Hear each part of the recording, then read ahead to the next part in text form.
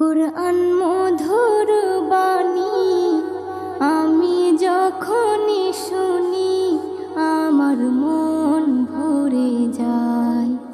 কুরআন মধুর বাণী আমি যখনই শুনি আমার মন ভরে যায়।